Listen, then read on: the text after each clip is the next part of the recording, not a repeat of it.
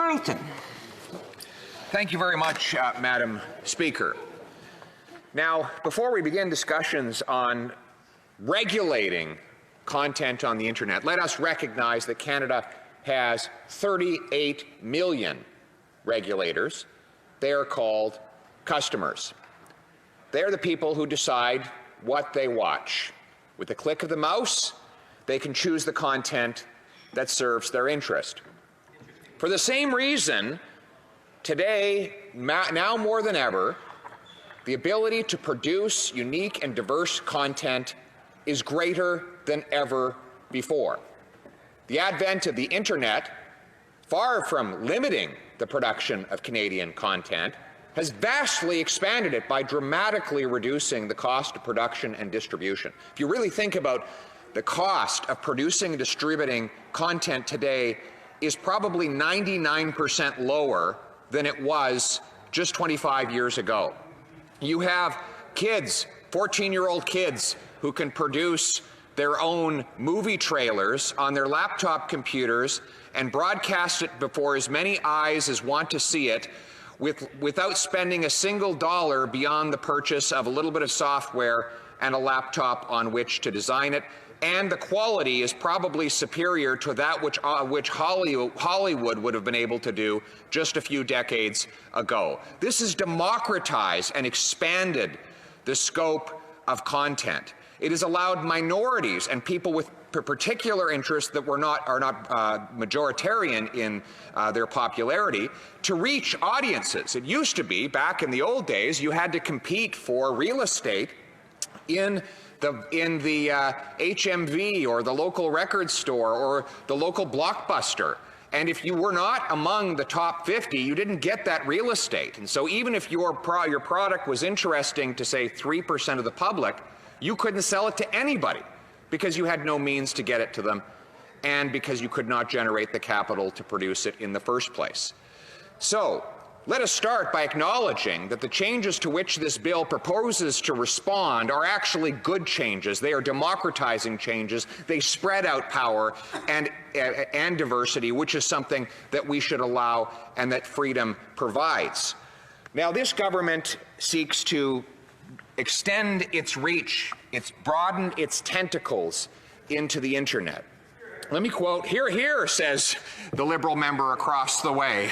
And every once in a while the veil falls and they reveal their true selves. I say they want to extend their tentacles into the internet, and one of the most prominent Liberal MPs says, "Hear, hear." Thank him, Madam Chair, when you have a chance, for his temporary and accidental honesty. So let me quote here Andrew Coyne, far from a conservative, who says in the Globe and Mail, far from a conservative publication, the quote, "The Canadian government's Bill C-10 has opened the door to serious state regulation of the internet." Now, whenever a prime minister who has expressed his admiration for Fidel Castro, for the basic dictatorship of communist China, who has attempted to use this pandemic to extend himself the unmitigated power to raise any tax at any time by any amount till the year 2022, whenever a prime minister who used a debate commission to put Craig Kielburger and other Liberal insiders in control of how the leaders' debate would go, and whenever a prime minister who extends a taxpayer subsidy to the media and then puts the head of Unifor, which is a Liberal-backed organization, in charge of how that money is given out, whenever such a person introduces a bill to extend the power of the state over the internet, we should be very suspicious. Allow me to quote Mr. Coyne, who says, "Well, while the government claims it would not empower the CRTC to regulate smaller services such as BritBox, social media sites such as YouTube, or online news content, the bill contains no specific provision that would prohibit it and includes provisions that seem to allow it. For example, the bill exempts quote, programs that are uploaded to an online undertaking by its users and, quote, online undertakings whose broadcasts consist of only such programs. It leaves leaves the way open for the CRTC to regulate services that show both user-generated and curated content like YouTube." So, What that means is we're opening the door for the CRTC to regulate the kinds of things that everyday Canadians produce and upload onto the internet. We are allowing CRTC, which is an already overly powerful bureaucracy of nameless, faceless government authorities, to potentially extend their regulation into what content people put on the internet. Now, it's no surprise the Prime Minister would want to limit and regulate that kind of content. Often, that kind of independent material uploaded to the internet by everyday Canadians is the only place he faces, outside of this House, where he faces real criticism. He is not protected by the adoring glow of his supporters in the press gallery.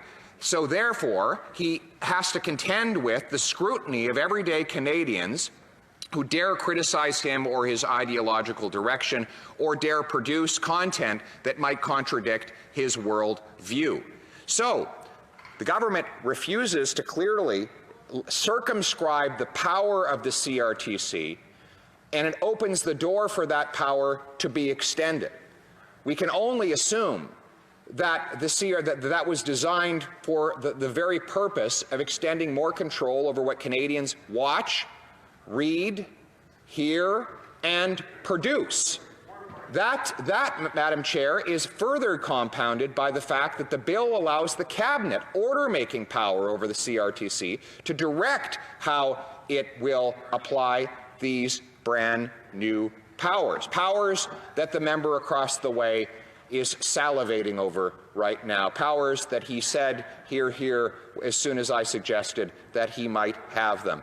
Madam Chair, we live in a free country. Everyday, ordinary Canadians should be allowed their own megaphone, and the only limit on how loud and how vast their voices are heard should be whether people choose to listen to them. The ability of everyday Canadians to decide what they like by voting with their click. That is the kind of liberty that we should extend to the Canadian people. And in the marketplace of ideas, there is no role for state coercion and intimidation. There is no role for nameless, faceless government bureaucrats to decide who is heard and who is not. The everyday Canadian people should have the freedom to do that for themselves. And so if we are here on this side of the House of Commons are the only ones to stand up for free speech, then I think that there are a lot of Canadians out there who will stand with us. And we know that we have in the Prime Minister someone who does not believe in free speech. He was asked about free speech, actually, after a French newspaper was the victim of a terrorist attack, and he said whether or not that publication should have freedom of expression. He said, but freedom of expression is not unlimited, as if to suggest that the attack against that publication was somehow justified on the grounds that the publication had improperly exercised freedom of expression, and that the state ought to have the ability to limit that expression. He then backed down, by the way. He came into the House of Commons, reversed himself completely, swallowed himself whole, realized how much he had humiliated himself by revealing his real thoughts to the Canadian people. But every time this Prime Minister attempts to extend control over what we see, hear, read, and produce, we ought to remember that we ought to view the proposal through the lens of a man who believes in a strong state control over its citizens. We on this side of the House will stand for the ancient liberties that we have inherited from our ancestors and which we hope to bequeath to those that come after us. Thank you.